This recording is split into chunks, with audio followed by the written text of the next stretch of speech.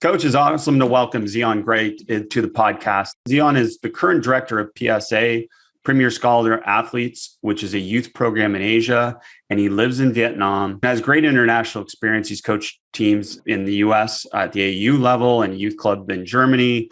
He's American-born, played collegiately in Canada, and he's played in Europe. And just some tremendous cross-cultural experiences. Can you talk a little bit about that? No, definitely, Chris. Thank you guys for having me. First of all, you and Alex, man, it's been a joy to watch everything, watch you guys build up BI. It's just fun, man. It's just fun to watch. But for me, I've kind of been groomed for, being in Vietnam. It seems kind of random, but coming from Los Angeles, moving away for college and then ending up in Canada and then going abroad to Europe, I've kind of been primed for it. So I'm here and it's extremely different from all my other experiences, but that's kind of what makes it so exciting. Well, Alex can relate. Alex has coached in many places in many countries, and it is different, isn't it, across different countries, Alex? So different. And even just within Europe, I mean, the kind of socio-cultural context of every country is so different. And I think as a coach, to have an awareness of that and see if you can apply it to your coaching is a real plus. What is a big difference about coaching in Asia? You would notice the screen media influence or the screen media activity development route that's kind of going on, especially with Asia. Everybody has their devices and just trying to stay connected or as connected as possible. And after that, probably the cerebral side to, some of the athletes, that may not look like a Western or European developed athlete at the youth level. You'll really, really notice that in Asia, their mindset and, their abilities mentally, they balance out the playing field, to be honest. Oh, very cool. And Zeon is basketball immersion member, and he's here to ask a question. And for our 200th episode, let's go. What keeps you and Alex dialed into being lifelong learners? I think that's kind of the backbone of basketball immersion. All these new concepts and a games approach. And I really just wanted to come on and just ask you guys, like, what are some of the things that tie into you guys being lifelong learners? That's an amazing question. I'll say, Zeon, it's actually conversations like this, yes, where and the hundreds and hundreds of like-minded individuals and coaches now that we have in this community. It's that which provides the motivation to keep learning and attempt to keep, sharing the game. And I think it's so stimulating when you have all these conversations. It's such good motivation to be inspired to study even more and share it on the platform that we now have at Immersion. And I think, especially just with Chris, I think Chris helps motivate me a lot, and especially as our relationship's grown in, I think it's 2 years now, for me, having that kind of similarity of someone that I can look up to, but also who helps motivate me is really important. And I didn't have that kind of in any previous role to that level. And I think kind of who you keep in your coaching circle, and especially the individuals and coaches you have next to you, I think that plays a really big part in keeping that motivation, having that growth mindset to keep studying. Well, and I'll add to that, Zeon, is one thing is that, like, Alex and I are different enough. Like, even though like people would say, "Oh, we think the same," and to a certain extent we do. But I think at the micro level, we're very different. And I think that's another part that I think helps you keep learning, is being around people that are a little bit different and that challenge your thinking, are okay with that discussion and okay with kind of saying, "No, I don't believe the same thing." And that's a big part of it as well. And the only other thing I'd say that really helped me kind of as a lifelong learner is that I never stayed in one genre. And I think Alex is going through that with a lot of different things he's learning now too. Is like, you think that like all I do is read basketball or watch basketball or, and I don't. Like, I absolutely don't. I mean, it crosses all these different areas that I've learned from. And I know the simple progression when I was younger was a lot of coaching. And then I got into business and business leadership and what makes businesses, successful. And then obviously the skill acquisition part. And then later it was about a little bit more leadership. And then obviously got into parenting and kind of these different phases of my life where different things, inspired me to learn. And what you realize is that so many things are interconnected. And that's what keeps you a lifelong learner. Because I think being immersed in just one subject or one topic, especially something like basketball, I don't want to say would be boring, but to a certain extent, you would reach your limit. Totally agree. Just some in context example of that, Chris. I've been this Christmas break, I've been back home in London with my family. I've hardly done any basketball specific stuff. I read a lot of history. I've been reading this book about Simon Bolivar liberating South America. And it's like, you have to have like some different interests too, because I think it gives you the energy to keep going. And it's like, you can't feel like always wanting to study. It's just simply impossible. So being well-rounded enough to have some of these other interests, I think, and like Chris said, have an interest learning different things. Chris won't need to make so many edits on my next blog post because my grammar will hopefully be a little bit improved. Right, for sure. Grammar and different things like that, grammar, the way you speak, different areas like that are they were always so important to me and so important to convey to players how you speak, how you present yourself.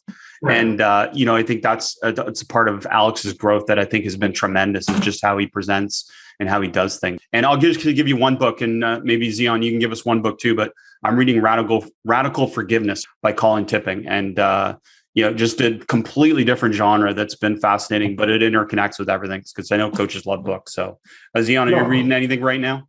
Yeah, I'm bumping around a couple of them. Think Again by Adam Grant, I believe. Think Again is pretty good, but then Sinek has one, Leaders Eat Last. That was pretty good. So Chris, what's a lot of what's going on here, and Alex, the blocked versus random as far as trying to, get results in terms of long-term athlete development. That's one of the things that is new in Asia, especially at the grassroots level. And that's my primary purpose, is just trying to shed some light on let's explore a little bit more. Let's jump out here and let's try, trial and error. So the challenge is there's tremendous amount of block practice. There hasn't been a tremendous amount of coach education, especially at the lower levels, that have changed that philosophy. Right. And you being exposed to basketball immersion concepts, you are trying to integrate these random and variable concepts and something very simple, changing from block to random. So I know a lot of coaches face this challenge as well, in a way, in terms of whether you have to sell it to parents, to administrators, to players, or even to yourself to know that it works. So what is your advice to Zeon in terms of helping him? So I think looking at the type of practice, and beginning by saying it's perfectly okay to do some block practice, but I think looking at what type of block practice it is. So for instance, if it's blocked constant, where it's the exact same repetition of a particular technique, let's say we're looking at finishing, okay, and it's and you're just doing the exact same finish every time, something like what you'd see on a mid-can drill or something. Well, it's that type of block constant practice which isn't so useful. If you want to do block practice and just work on finishing, that's okay, but you got to try and have some element of blocked variable practice. So maybe it's different types of finish every time from a different location, different movement patterns, etc. And I think critically, when we look at overall retention of skill, we know that still random practice for any player that is not a novice is going to be superior for that long-term retention. And that's why it aligns with all our basketball immersion concepts, which I'll speak to now, Chris, in terms of just culture of games approach, constraint set approach, because anytime you add a defender, it's going to simply be way more variable and way more unpredictable than what you see using block constant practice. Alex knows this. I've pretty much tried to be a little bit political with this, and I think we're probably past that point in terms of people understanding what we're saying. Look, Alex already explained, blocked is okay. We're not saying no blocked. We're not saying anti-blocked. We're not saying that. There's no drill shaming going on here. But the question still comes back to, is there a better way? And we know there is. There's enough evidence across all sports to know the value of random practice over block practice. So I say to coaches, can you imagine if there were this many coaches still using a BlackBerry because they won a championship during a season they were using a BlackBerry? And that is the argument that keeps coming back to me as well. So-and-so team does it and they won the state championship. So-and-so team does it and they won the NCAA championship. Okay, the players won despite this. They won despite this, not because of this. And that's what we have to start to understand is the BlackBerry didn't help me win the championship. right? We know that. So it's like what did is helping us evolve, move on, add more evidence-based ideas, and particularly around what Alex kind of talked about is this concept of if you're going to use block practice, you've got to balance it into things, but don't start with block. I think start with random and then see if you need to use blocked. I'll give you a quick example. My 10-year-old daughter, we shoot random all the time. We see online, yes. Yeah, well, she gets frustrated. And the other day I finally said, okay, listen, here we go. And I put her at a spot 5 feet from the basket, and I had her shoot like 50 shots in a row from the same spot. And she made an incredible number of shots to the point that obviously she was smiling. But as she was shooting, I constantly reminded her, this is not what we do. So you have to understand that you are this good, but we don't practice this way because it doesn't ultimately help you transfer any of this to the game. And you have to connect that to the players. And I think that is the number one value of block practice is comfort and confidence. And then what Alex and I call reconnections.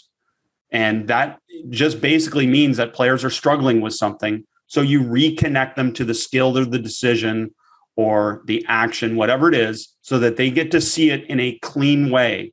And then you put it back into the random or into the messy way. Makes sense. Totally. So then just to like give some context examples of stuff I was working on just before the Christmas break.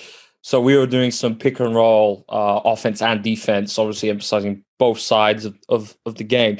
And I wanted to improve. I noticed that there was a clear problem in terms of the ability of our handlers to set up the pick and look at different things in terms of, I call it setup coverage solutions. So for instance, doing a reject, doing a bingo when you attack the gap between your on-ball defender and the pick. And we worked on it after we saw that it was evident within a small-sided game. And you can still do blocked practice with a defender. So for instance, we were working on the reject, okay? So it was just one skill working on the dribble. And we had a defender vest, so it was scripted. So you can still add a defender to certain blocked situations if you're only working on one skill. But then as the task becomes more similar to the game, naturally it's going to become more random as you integrate other things.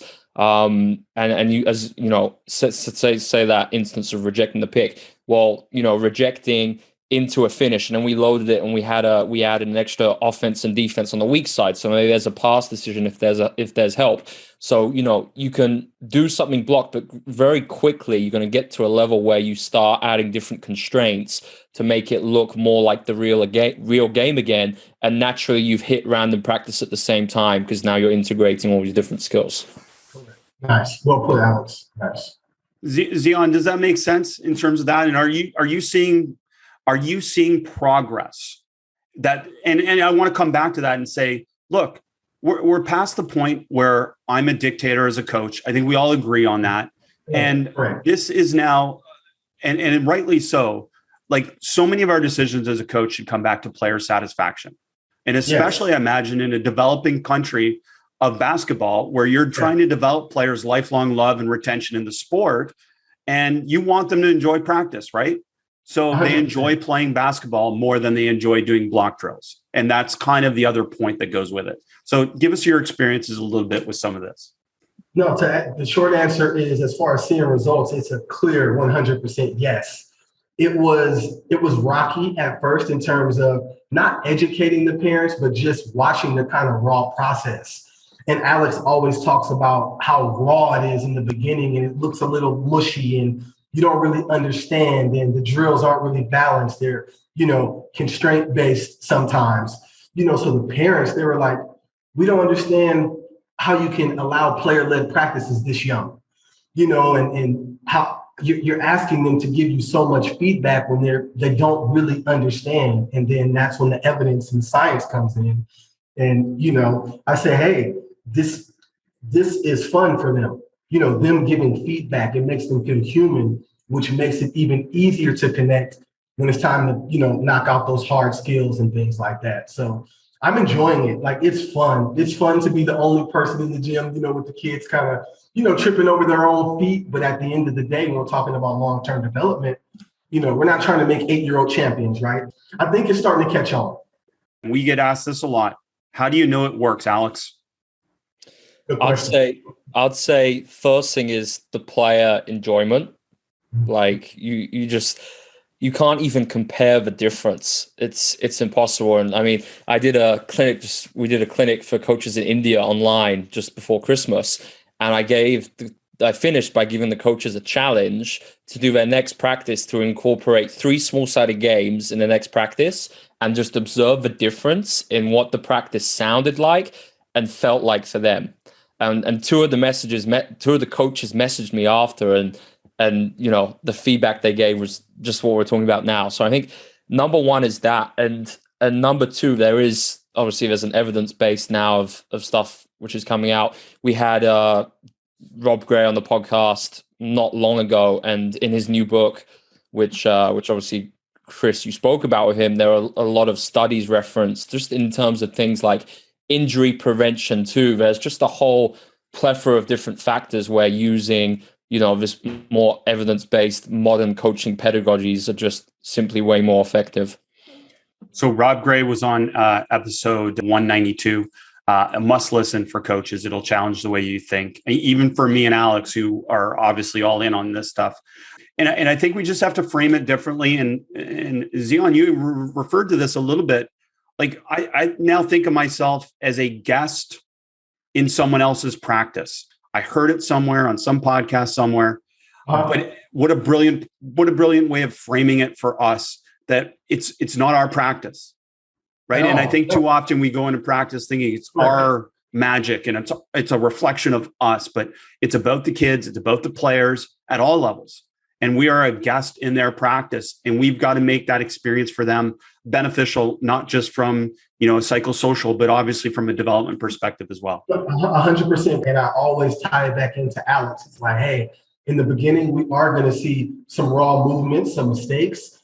And you kind of encourage that in the practices here. I like to do, let's fail. Let's fail early. Let's fail fast. Let's fail often. You encourage that. And once that barrier is kind of, melted out the way, or, it gets knocked down, the kids, you see this new confidence. And now, similar to like your daughter, you see the results. And then they get excited. But you don't make the results result-based. It's not make or miss. It's, can we develop within this failure? And when you frame it that way, they don't even care about the makes or the misses. They really feel like ultra progressive. So it's fun. It is. It's fun to watch them just grow. No, that's awesome to hear. Zeon, I cannot thank you enough for joining us and sharing and being a part of our membership community as well. No, thank you guys so much. It's been a joy, just a pleasure to just be a PI member and, watch what it's doing globally. Like it's like a wildfire in a positive way, and I hope more and more coaches across the world continue to just dive in and take advantage like I did and just be a lifelong learner. That's the biggest takeaway, is having these resources available and just, really take advantage of it and just spread it. And it's beautiful. Yeah. And Alex and I say this all the time, just like we're lifelong learners. We don't have any of this figured out. No, nobody does. No, yeah. That's the best part about it. But we're constantly searching for, is there a better way within the framework of kind of the base of the philosophy that we have. Thank you both for joining us. No, thank you so much, guys. It's been a pleasure.